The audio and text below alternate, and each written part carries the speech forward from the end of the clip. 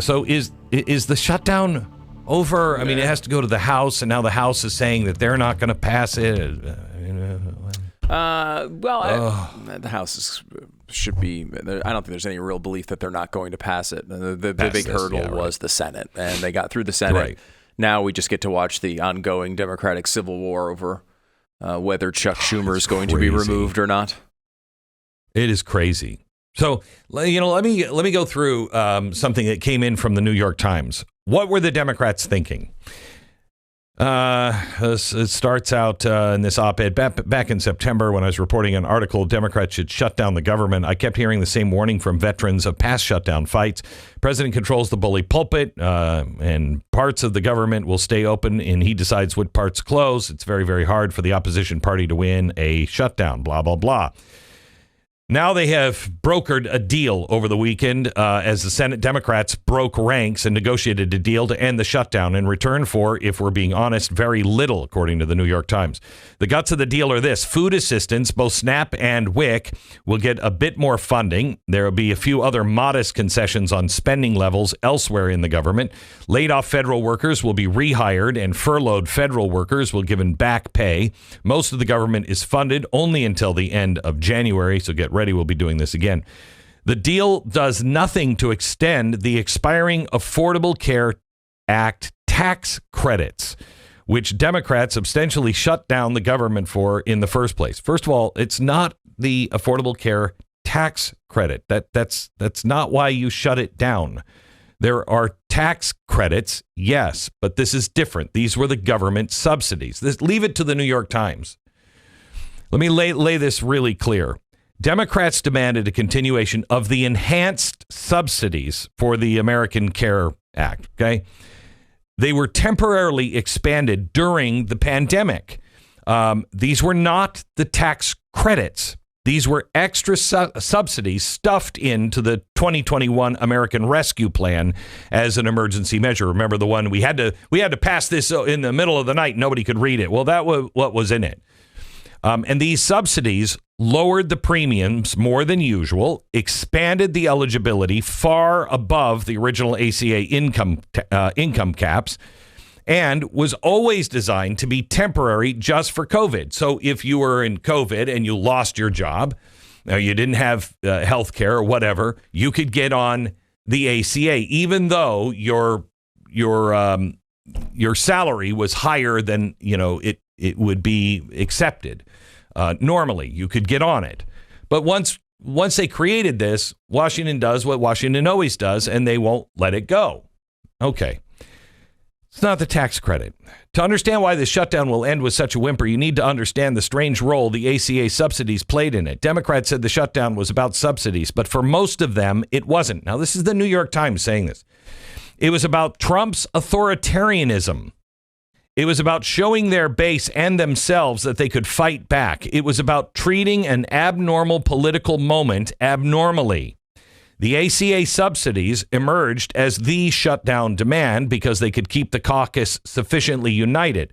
They put Democrats on the right side of public opinion, even though self-identified MAGA voters wanted the subsidies extended, and they held the quivering Senate coalition together. You shut the government down with the Democratic caucus that you have, not with the Democratic caucus that you want. But the shutdown was built on a crack foundation. There were Senate Democrats who didn't want to shut down at all. There were Senate Democrats who did want to shut down, but thought it was strange to make their demand so narrow. Was winning on health care premiums really winning the right fight? Shouldn't Democrats really vote to fund a government turning towards authoritarianism as long as health insurance subsidies are preserved? And what if winning the health care fight was actually a political gift to Trump? Now, this is the New York Times. Absent a fix, the average health insurance premium for 20 million Americans will more than double. The premium shock will hit red states really hard. Trump's longtime pollster had released a survey of competitive house districts showing that letting the tax credits expire might be lethal to Republican efforts to hold the House. Why were the Democrats fighting so hard to neutralize their best issue in 2026? The political logic of this shutdown fight was inverted. If Democrats got the tax credits extended, if they won, they'd be solving a huge electoral problem for the Republicans. If Republicans successfully allowed the tax credits to expire, if they won, they'd be handing the Democrats a cudgel which would beat them in the next elections. This is unbelievable. I mean, they're saying it out loud. You know what I mean? They go on in this to say, quote, why can't Republicans just accept reality? These healthcare subsidies are working. No, they're not. No, they are not. They are propping. OK, they're scaffolding, holding up a structure that was never sound. They were a COVID era brace jammed under a tottering wall. And now the same architects who swore the house was safe. They're telling you now the splintered wood is actually part of the design. What? This is the power the mainstream media has. The press still has over millions of Americans. It's kind of like a hypnotic chokehold. You say the word subsidy enough times with the right sad piano music under it, and suddenly we forget what subsidies are. Here's what subsidies are, gang. Money borrowed from the Chinese, but we're on the hook. No, we're not on the hook for it. Money borrowed from the Chinese, from the future, to hide the failures of the present on decisions that were made in the past. Okay? And now we're told if we don't just keep borrowing forever, America will collapse. No, what collapses is this crazy illusion. Let's be clear about something the op-ed never will admit. The Affordable Care Act didn't fail because of Republicans. It failed because math is a stubborn thing. Because insurance is not health care. Because a program bent around bureaucrats and middlemen will always cost more and deliver less. We have been subsidizing the symptoms. We never treated the disease here. And now, when a shutdown touches those subsidies, suddenly we're told the sky is cracking.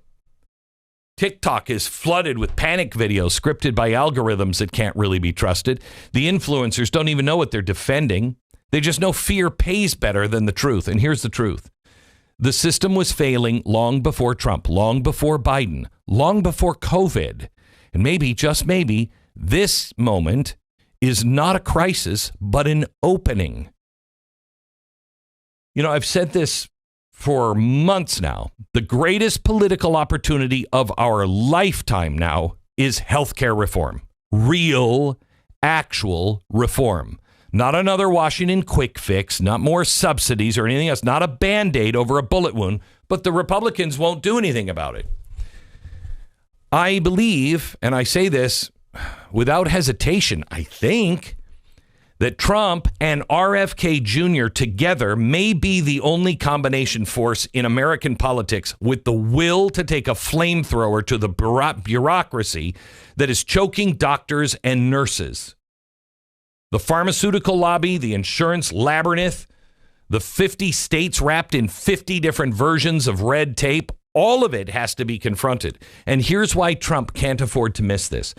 If he solves even a quarter of this problem, if he can find the way to lower costs, if he increases access, if he frees the market to actually work across state lines, he'll not only win in 2026, he'll be launching a momentum that will carry Vance into the presidency in 2028.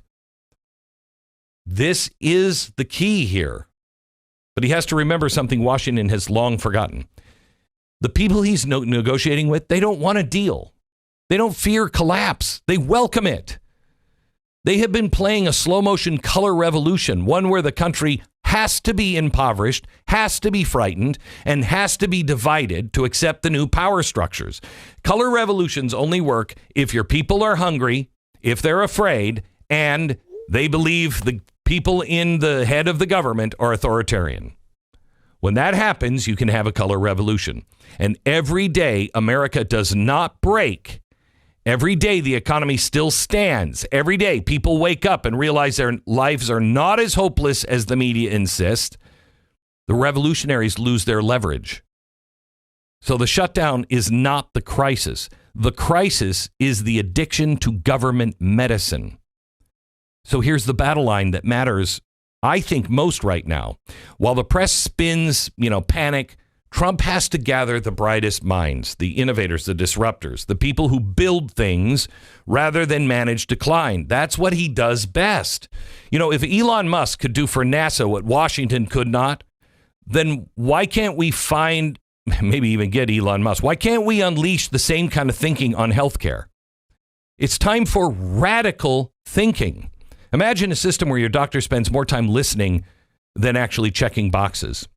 Imagine competition across state lines.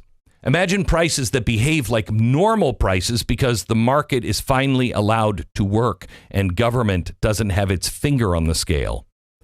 Imagine freeing the nurses and physicians from the paperwork prisons they're in and letting them practice medicine again. This isn't utopian.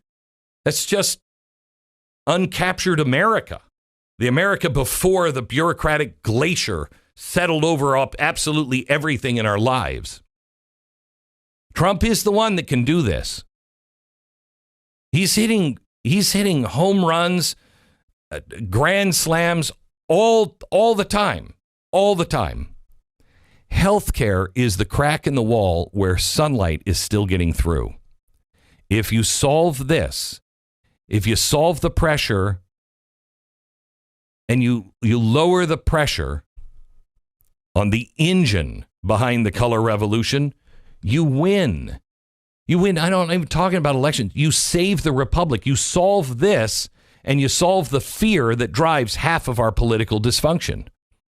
Washington thinks the shutdown is a battlefield. It's not. The battlefield is health care. The future is decided there. And the man who breaks that system open and lets Americans breathe again will shape this country for a generation. And the only guy to do it is Donald Trump.